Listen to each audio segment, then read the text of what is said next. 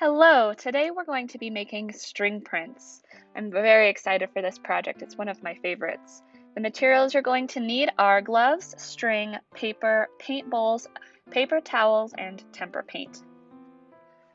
First thing you want to do is get those gloves on because you're going to get painty. Drop a string in each paint bowl and set up your paper. Coat your string completely and then wipe off your hands before you do the next string so you don't mix your colors. Then I take off the gloves so I have clean hands and I slide the string out from the sandwiched paper. Then you're left with your print. I'm going to do it again. This one's a slightly different style. Dip the string again, make sure it is on the paper, and then press. This one is more of a stamp. You can see what I'm left with.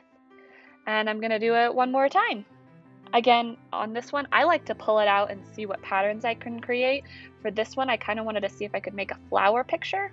So here's the first pull and the second pull, and I'm kind of left with a flower picture. I hope you have so much fun with this project. I cannot wait to see what you create. Thank you so much for watching, and I will see you next time.